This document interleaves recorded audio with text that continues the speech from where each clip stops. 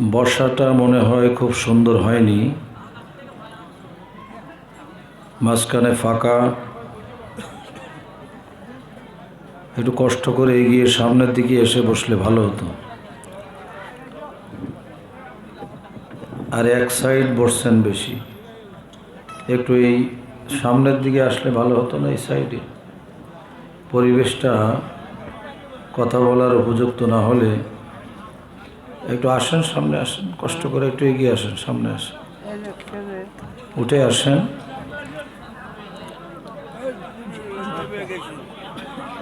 নিচে রাখো, নিচে রাখো, নিচে।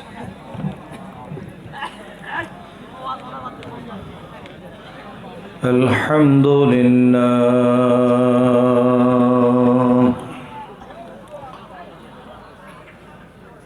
আলহামদুলিল্লাহ রাব্বিল আলামিন,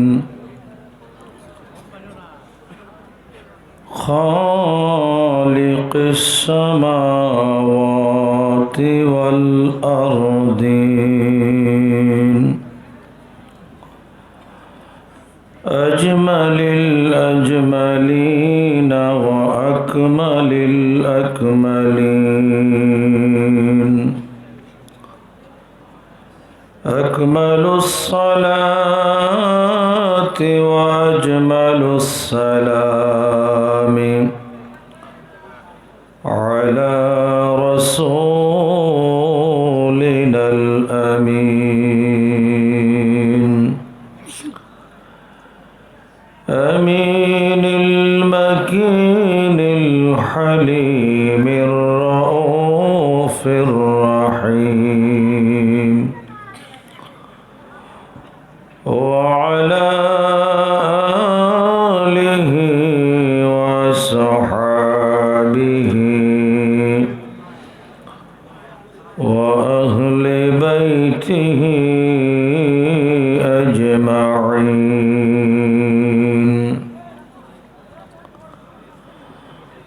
أما بعد فقد قال الله تعالى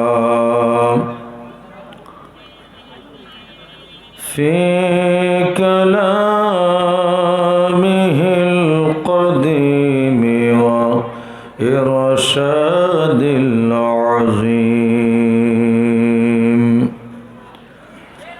أعوذ بالله من الشيطان الرجيم، وببركة وبكرمة بسم الله الرحمن الرحيم،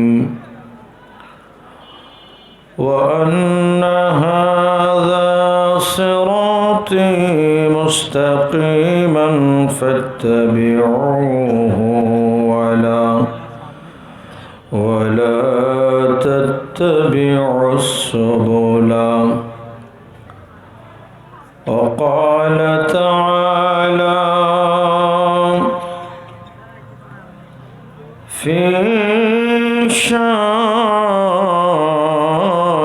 حبيبه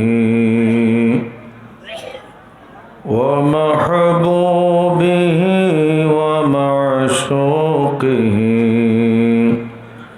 ومطلوبه تعظيما وتشريفا. إن الله وملائكته يصلون على النبي، يا أيها الذين آمنوا صلوا عليه وسلموا تسليما. اللهم صل على مولانا محمد وعلى آل سيدنا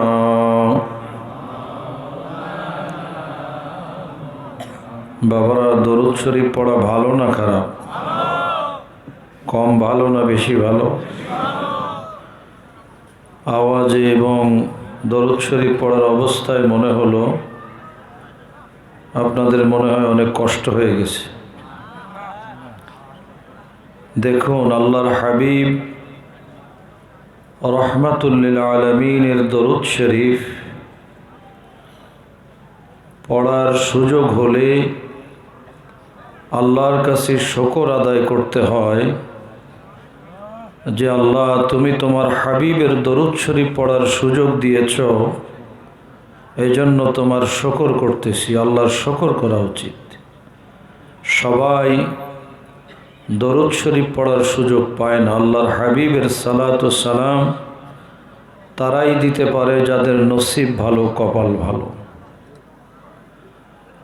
দরুদ শরীফ সতর্কতার সাথে পড়তে হবে, কারণ হাদিসে পাকে আছে قال رسول الله صلى الله تعالى عليه وسلم أنا أسمع صلاتكم علي بلا واسطة। আপনাদের শরীরে যতটুকু শক্তি আছে সর্বোচ্চ আওয়াজে বলুন ইয়া রাসূলুল্লাহ। আল্লাহর হাবিব সরকার দো আলম ইরশাদ ফরমান, আদরের উম্মত উম্মতি, তোমরা যখন আমার উপর দরুদ শরীফ পড়ো, আমি তোমাদের দরুদ শরীফ সরাসরি শুনতে পাই, মাঝখানে কোনো মাধ্যম লাগে না। সুবহানাল্লাহ, একটু জোরে কর। সুবহানাল্লাহর সাথে কারো কোনো রাগ আসেনি? একটু বড় করে কন সুবহানাল্লাহ। আল্লাহর হাবিব জিন্দা নবী না মরা নবী? একসাথে বলেন না। এটা আমার নবীর সম্মান দিয়েছেন কে? সেই রহমতের নবী বলেন, আমার উম্মত আমার উপর দরুদ শরীফ পড়ে আর আমি রহমতের নবী সরাসরি শুনি। ওফি রিওয়ায়াতিন করিমাতিন উখরা, অন্য রিওয়ায়াতে আছে ওয়া আরিফুহুম, কারা আমার উপর দরুদ শরীফ পড়লো আমি রহমতের নবী তাদেরকে চিনি, তাদেরকে চিনি। এই দরুদ শরীফ বড় মকবুল আমল। অন্য আমল কবুল হবে কিনা সন্দেহ আছে, কিন্তু দয়াল নবীর দরুদ শরীফ পড়লেই কবুল হয়ে যাবে। মিশকাতুল মাসাবি টাইটেল মাদ্রাসায় আমরা পড়াই। মিশকাতের মধ্যে একটা বাব আছে, অধ্যায় আছে, বাবুস সালাতি আলান নবিয়্যি ও ফাদলিহা, আমার দয়াল নবীর উপরে দরুদ শরীফ পড়া এবং ফজিলতের অধ্যায়। ওখানে একখানা হাদিস শরীফ আনা হয়েছে, আল্লাহ পাক জিবরাইল ফেরেশতাকে দয়াল নবীর দরবারে আমাদের জন্য দুটি সুসংবাদ দিয়ে পাঠিয়েছিলেন। সুবহানাল্লাহ। সুসংবাদ দিয়েছেন কে? কার দরবারে? হাবিবের। সুসংবাদ নিয়ে এসেছেন হজরতে, তো বলেন না, হজরত জিবরাইল আমিন আলাইহিস সালাম। দুটি সুসংবাদের এক নম্বর সুসংবাদ ছিল, এটা আল্লাহর কালাম, হাযা কালামুল্লাহ ওয়া কালামুর রহমান ওয়া হাযা হাদিসুন কুদসি। আল্লাহ পাক রব্বুল আলামিন বলেছেন, মান সাল্লা আলাইকা সালাতান সাল্লাইতু আলাইহি। এক নম্বর সুসংবাদ, যেই ব্যক্তি আমার হাবিবের উপরে দরুদ শরীফ পড়বে, আমি আল্লাহ সরাসরি নগদ টাটকা তাজা তার উপরে রহমত নাজিল করব। অর্থাৎ দরুদ শরীফ পড়া শুরু, রহমত নাজিল হওয়াও শুরু। রহমতের দরকার, আল্লাহর রহমতের দরকার। ওযু করে দরুদ শরীফ পড়বেন, আল্লাহর রহমত পেয়ে যাবেন। দ্বিতীয় সুসংবাদ হলো, ওয়ামান সাল্লামা আলাইকা আয় হাবিব, যেই ব্যক্তি আপনাকে সালাম দেবে, কি দেবে? বহু জায়গায় আমার নবীর সালাম বন্ধ হয়ে গেছে, কিন্তু আমার আল্লাহ পাক বলছেন যে আমার হাবিবকে সালাম দেবে, যে আমার হাবিবকে সালাম দেবে। সাল্লামতু আলাইহি, আমি আল্লাহ স্বয়ং তাকে সালাম দেব। এবার একটু গবেষণা করবেন। আমি ছোট্ট একজন মানুষ, কামেল হাদিস এবং ফেকা দুইবার টাইটেল পড়তে যেয়ে দুবার বুখারী শরীফ খতম করেছি, আল্লাহর মেহেরবানি। সাহা সিত্তা, মুআত্তা, জামিউল হাদিস, বাইহাকি সহ, সহিহ ইবনে হিব্বান সহ যতগুলো হাদিসের কিতাব পড়েছি, এত বড় সুসংবাদ আর কোথাও আমার নজরে পড়ে নাই। যেই ব্যক্তি আমার নবীকে সালাম করবে তাকে সালাম দিবে কে? আল্লাহ। একটু চিন্তা করতে বললাম। হুট করে তো দলিল ছাড়া বেদাতের ফতোয়া, আল্লাহর কাছে চেহারা দেখাবে কেমনে? আল্লাহ পাক বলছেন যে আমার হাবিবকে সালাম দেবে তাকে আমি আল্লাহ সালাম দেই। আল্লাহ যদি কাউকে সালাম দেয় তার কি আর কোনো কষ্ট থাকবে? কোনো দুঃখ থাকবে? জাহান্নাম হবে? তাহলে আমার নবীর সালামের মূল্য কম না বেশি? কত বেশি? কোনো হিসাব আছে? হিসাব আছে? বাপে আমার নবীকে সালাম দিয়ে গেছে, ছেলে এসে বলে সালাম বেদাত। বাপের চেয়ে ছেলে বেশি বুঝে, তাই আমি মাঝে মাঝে বলি পাঞ্জাবির চেয়ে গেঞ্জি লম্বা হয়ে গেছে, ঠিক কিনা? আমার দয়াল নবীর সালাম দেওয়ার ওয়ার্ডারটা কার? সূরা আহজাব আল্লাহ বলেছেন ওয়াসাল্লিমু তাসলিমা। এই তসলিমানের তফসিরগুলো আনলে দেখাইতে পারবো। আয় তাযীমান ওয়া তাকরীমান ওয়া তাওকীরান ওয়া তাশরীফান। আল্লাহর ওয়ার্ডার হলো আমার দয়াল নবীকে সর্বোচ্চ আপনার শ্রদ্ধা, ভক্তি, মহাব্বত, ভালোবাসা নিয়ে আমার নবীকে সালাম দিতে হবে। ওয়ার্ডার কার? যে আল্লাহ অর্ডার দিয়েছেন নামাজ পড়ার, একই আল্লাহ অর্ডার দিয়েছেন আমার নবীকে সালাম দেওয়ার। অতএব আমার নবীর সালাম চলবে না বন্ধ হবে? মহব্বতে আওয়াজ দিয়ে বলুন চলবে না বন্ধ হবে? খেয়াল করে শুনুন, আল্লাহ পাক নিজেই আমার নবীকে সালাম দিতে বলেছেন। আল্লাহ নিজেই মেরাজের রাতে আমার নবীকে সালাম দিয়ে দেখিয়ে দিয়েছেন, আসসালামু আলাইকা আইয়ুহান নবিয়্যু ওয়া রাহমাতুল্লাহি ওয়া বারাকাতুহু। এটা কার কওল? আল্লাহ নিজেই আমার নবীকে সালাম দিয়েছেন। আর উম্মত নবীকে সালাম দিতে যেয়ে তখন বেদাতের ফতোয়া দেয়, দরুদ শরীফ পড়তে যেয়ে একজন আরেকজনের দিকে চেয়ে থাকে, আওয়াজটাও ওঠে না, মনে হয় কত অবহেলা। এটা আমার আল্লাহ রসুলের দরবারে জবাব দেওয়া যাবে না, ঠিক কিনা কোন? এজন্য প্রধান বক্তা হয়ে হাসরের ময়দানে প্রধান আসামি হতে চাই না। আমার কাছে একটা কিতাব আছে, বাংলাদেশ, ভারত, পাকিস্তান, এই তিনটা দেশ বর্রে সগীর উর্দুতে বলে, আরবিতে আপনার বাংলায় বলে উপমহাদেশ, ইংরেজিতে বলে সাবকন্টিনেন্ট। এই উপমহাদেশের মধ্যে যিনি হাদিসের দাওয়াত নিয়ে হাদিস শরীফ পড়াবার জন্য এসেছিলেন, ওনার নাম হলো শেখ আব্দুল হক মুহাদ্দিস দেহলভী রহমতুল্লাহি আলাইহি।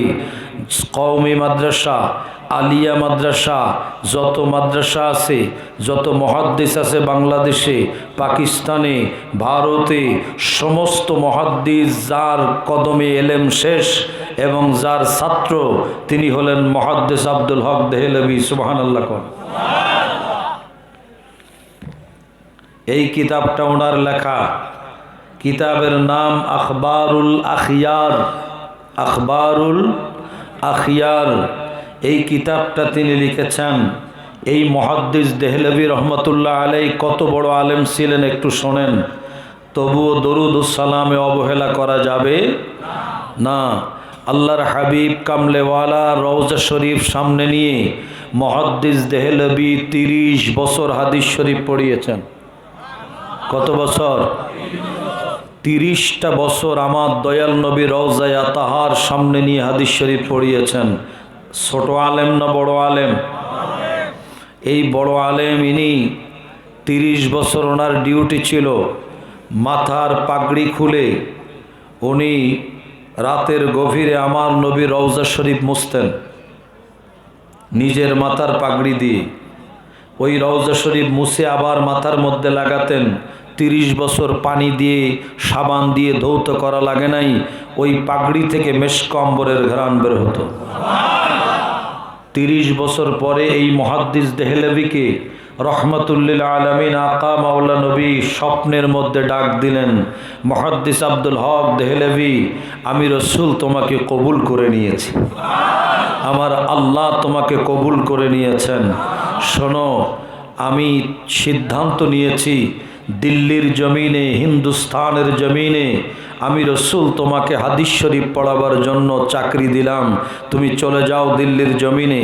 কানতেছে, ইয়া রসুল আল্লাহ, আমি আপনার হুকুম মাথায় রাখলাম, দিল্লির জমিন তো বহুদূর, আমি তো চিনি না, কেমনে যাব? আমার নবী বললেন, তোমার যাওয়ার দায়িত্ব, যাও, পৌঁছে দেওয়ার দায়িত্ব আমি রসুলের। শুধু তাই না, তুমি দিল্লির জমিনে যাও, আমি তোমাকে তোমার জন্য যা প্রয়োজন ব্যবস্থা করব। মুহাদ্দিস দেহলভী কাঁদতেছেন আর বলতেছেন, ইয়া রাসূল আল্লাহ, নবী গো, আমি মদিনা মুনাওয়ারা রওজা পাক সামনে নিয়ে চোখ খুললেই আপনার রওজা শরীফ দেখে দেখে আপনাকে সালাম দিতাম, আর দিল্লির জমিনে যে মন চাইলেও আপনার সালাম রওজা শরীফ দেখে দেখে আর দিতে পারবো না, এটা আমার মনের মধ্যে একটা কষ্ট থেকে গেল।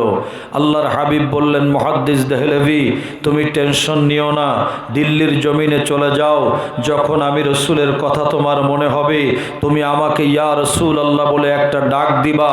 ইয়া রসুল আল্লাহ বলে ডাক দেওয়ার সাথে সাথে আমি রহমত নবী কামলেওয়ালা তোমার সামনে হাজির হয়ে তোমাকে দেখা দিব। এই মুহাদ্দিস দেহলভী দিল্লির জমিনে চলে আসলেন। দিল্লিতে আসার কারণে ওনার নামের ডিগ্রি হলো দেহলভী। তো দিল্লিতে এসে উনি হাদিস শরীফ পড়াতেন। একদিন শরীরে অনেক জ্বর, জ্বরের কারণে শরীরটা কাঁপতেছে। ছাত্রদের বললেন, বাবা আজকেও পড়াবো, একটা দিন যাতে বাদ না যায়। তো হাদিস শরীফ পড়াবার সময় উনি সারা জীবন দাঁড়িয়ে দাঁড়িয়ে হাদিস পড়িয়েছেন, বসে না। তো ছাত্ররা ওনার জ্বর দেখে একটা চেয়ার এনে দিয়েছে, হুজুর আজকে বসে পড়ান। বলল, বাবা তোমরা আমাকে এখনো চিনতে পারো নাই, আমাকে বসে বসে হাদিস শরীফ পড়াবার জন্য তোমরা চেয়ার দিলে, এটা কি করলে তোমরা? আমি একখানা হাদিস শরীফ পড়তে গেলে, তোমাদের পড়াতে গেলে একবার দয়াল নবীর দরুদ শরীফ, একবার সালাম শরীফ পড়া লাগে। যেমন قال رسول الله صلى الله عليه وسلم صلى الله দরুদ শরীফ ওয়াসাল্লাম সালাম শরীফ, আমি আমার দয়াল নবীর সালাম জিন্দেগিতে জীবন থাকতে আমি বসে দিতে পারবো না, আমার নবীর সালাম আমি দাঁড়িয়ে দাঁড়িয়ে দিব। বলেন সুবহানাল্লাহ। সেই মুহাদ্দিস দেহলভী কি লিখেছেন? ভারত, বাংলাদেশ, পাকিস্তানের সব আলেমদের, মুহাদ্দিসদের ওস্তাদের ওস্তাদের ওস্তাদ, তিনি শেষে একটা অংশ লিখেছেন। আলেমরা দেখলে দেখে যেতে পারেন, গোপন করার কিছু নেই, স্পষ্ট আমার সামনে রয়েছে। মোনাজাতে বাদর গাহে কাজিউল হাজাত, এখানে তিনি উর্দু ভাষায় কি লিখছেন আপনাদের একটু শোনাই, তারপরে দরুদ শরীফ পড়বেন, দয়াল নবীর সালাম পড়বেন। তিনি মোনাজাতের অংশের মধ্যে বলেছেন, आय अल्लाह मेरा कोई अमल ऐसा नहीं है जो तेरे दरबार के लायक हों, क्योंकि मेरे तमाम अमल में फसाद नियत तो कमी अमल शरीक है। अलबत्ता मुझ हकीर फ़कीर का एक अमल सिर्फ तेरी जात पाक की इनायत की वजह से बहुत शानदार है, और वो ये है कि मीलाद मुबारक सल्लल्लाहु अलैहि वसल्लम के मौके पर मैं खड़े होकर सलाम पढ़ता और नहायत ही आजीज़ी व खाकसारी मोहब्बत व खुलूस के साथ तेरे हबीब पाक सल्लल्लाहु अलैहि वसल्लम पर दुरूद सलाम भेजता रहा। आय अल्लाह वो कौन सा महफिल मकाम है जहाँ मीलाद मुबारक सल्लल्लाहु अलैहि वसल्लम से ज़्यादा तेरी खैर बरकत और करम और रहमत का नुज़ुल होता है। ऐ अल्लाह, इसलिए अरहमर राहिमीन, मुझे पक्का यकीन है कि मेरा ये अमल कभी बेकार ना जाएगा, बल्कि लाज़िमन कबूल होगा, कबूल होगा, कबूल होगा। बोलें ना सुबह। मुहद्दिस देहलवी बोलें, अल्लाह তোমার কাছে যে আমি দোয়া করব, আমার তেমন কোনো উপযুক্ত আমল নাই যে আমলটা তোমার কাছে তুলে ধরব। আমার আমলের মধ্যে ভুল ভ্রান্তি খাতা কসুর আছে, তবে আমার জীবনের একটি আমল সবচেয়ে দামি, যেই আমলটা আমি মিলাদে মোবারকে, আমরা বলি মিলাদ শরীফ, তিনি লিখেছেন মিলাদে মোবারক, মিলাদে মোবারকে আমি দাঁড়িয়ে দাঁড়িয়ে তোমার নবীর উপরে অতি সম্মান, ভক্তি, শ্রদ্ধা, মহাব্বত, অন্তর দিল থেকে তোমার নবীকে সালাম দিয়েছি। আমার জীবনের সবচেয়ে বড় আমল হলো তোমার হাবিবকে আমি দাঁড়িয়ে সালাম দিয়েছি। এই আমলটাই আমার বড় আমল। আল্লাহ, মিলাদে মোবারকের চেয়ে এত রহমত বরকত নাজিল হওয়ার কোন মাহফিল আছে? যেই মাহফিলে হাবিবের দরুদ সালাম হয়, এই মাহফিলে আমার বিশ্বাস, আমার দোয়া, আমার মোনাজাত, আমার ফরিয়াদ কবুল হবেই হবে, হবেই হবে, হবেই হবে। তো সমস্ত আলেম, আজকে কালকের মৌলবী, এরা তো 1.5 টাকা দামের মৌলবী, হাইব্রিড মৌলবী, আর ওস্তাদের ওস্তাদ, ওস্তাদের ওস্তাদ, ওস্তাদের ওস্তাদ, মুহাক্কিকদের মুহাক্কিক, যিনি খাতেমাতুল মুহাক্কিকিন ওয়াল মুহাদ্দিসিন, যিনি মাত্র আমার নবীর দরবার থেকে হাদিস শরীফ পড়াবার দাওয়াত, রওজা শরীফের পারমিশন নিয়ে, আমার নবীর, দয়াল নবীর পারমিশন নিয়ে দিল্লির জমিনে এসে হাদিসের দাওয়াত দিয়েছেন, তিনি যদি বলেন আমার নবীর সালাম এত দামি, আজকে আমরা ছাত্রের ছাত্রের ছাত্রের ছাত্রের গোলাম, গোলাম স্টুডেন্ট হয়ে আমরা এত বড় মাতব্বারি কেমনে করি? অতএব ওই নবীর দরুদ ও সালামের মহাব্বতের দরকার আছে না নাই? ভুলে গেলে চলবে না। وعن ابن مسعود رضي الله تعالى عنهما قال قال النبي صلى الله تعالى عليه وسلم أولى الناس بيوم القيامة أكثرهم علي الصلاة رواه الترمذي سبحان الله كن। আমার দয়াল নবী বলেন, হাসরের মহামাঠ, মহাময়দানে ওই উম্মত আমার সবচেয়ে বেশি কাছে থাকতে পারবে যেই উম্মত আমার উপরে বেশি বেশি দরুদ শরীফ পড়েছে। আমি আরেকখানা হাদিস শরীফ পেয়েছি, قال رسول الله صلى الله تعالى عليه وسلم زينوا مجالسكم بالصلاة على النبي। আমার দয়াল নবী বলেছেন, আদরের উম্মত, উম্মতি, তোমরা যখন মাহফিল করো, মাহফিলের সৌন্দর্য বাড়াবার জন্য আমি রসুলের উপরে বেশি বেশি দরুদ শরীফ পড়ো। তোমাদের মাহফিলের সৌন্দর্য হচ্ছে আমি রসুলের দরুদ শরীফ। হযরতে আল্লামা ইউসুফ নাবহানী জগৎ বরেণ্য মুহাদ্দিস, উনি ওনার কিতাব জাওয়াহিরুল বিহারের মধ্যে লিখেছেন, যেই জায়গায় একবার দরুদ শরীফ পড়া হয় ওই জায়গাটা এত দামি হয়ে যায়, ওই দিন থেকে ওই জায়গার উপরে আল্লাহ তাআলা 1 বছর রহমত নাজিল করেন। আমার দয়াল নবীর দরুদ শরীফ কত দামি, কত দামি।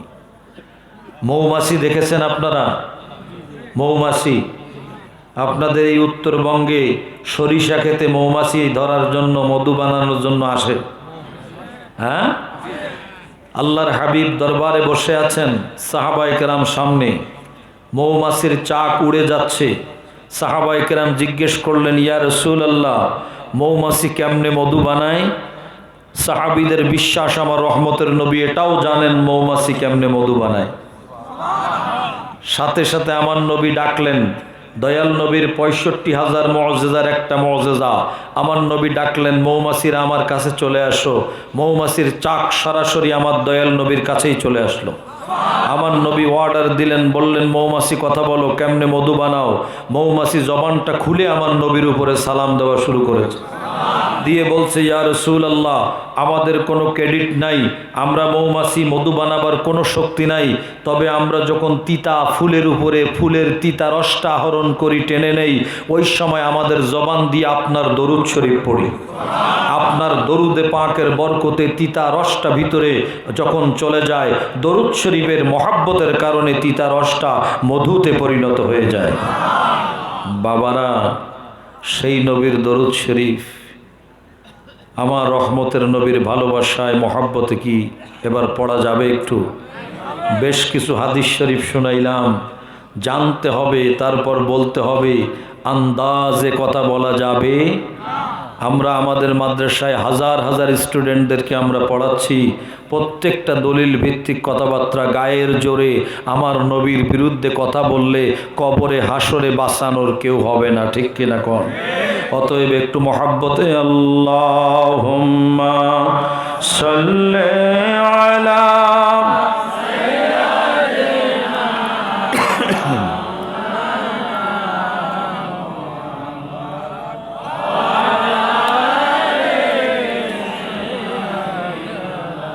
মাওলানা মুহাম্মদ। আল্লাহুম্মা সাল্লি আলা মাওলানা মুহাম্মদ ওয়া আলা আলি সাইয়্যিদিনা।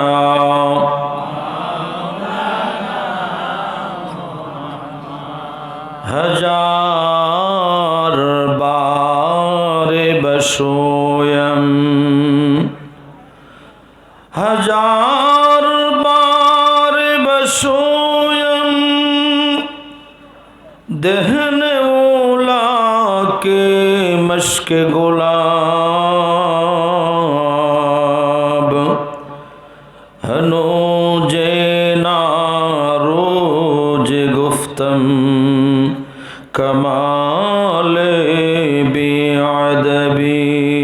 अल्लाहुम्मा सल्ली अला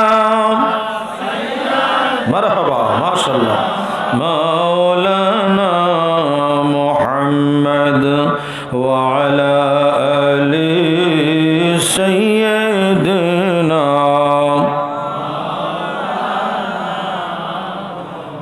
हुब्ब रसूल खुदा जिस दिल में हासिल नहीं, लाखों मोमिन हो मगर ईमान में कामिल नहीं। अल्लाहुम्मा सल्ले अला माशाअल्लाह मौलाना मुहम्मद व अला आलि सय्यिदना।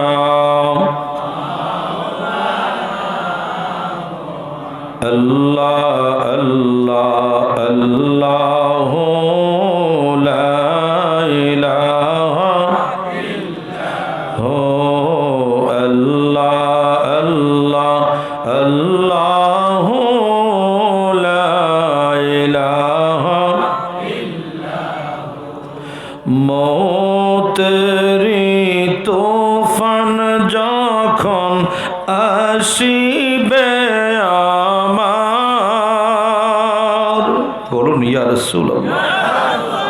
বাবার এক মোনাজাতের মধ্যে বলবেন, আল্লাহ আমার সময় যখন শেষ হয়ে যাবে, আজরাইল আমার জান কবজ করতে আসবে, তার আগে তোমার হাবিবের নূরের চেহারাখানা দেখার তৌফিক দিও। আল্লাহ যদি কবুল করে জীবন ধন্য হয়ে যাবে। মৌতেরি তোফান যখন আসি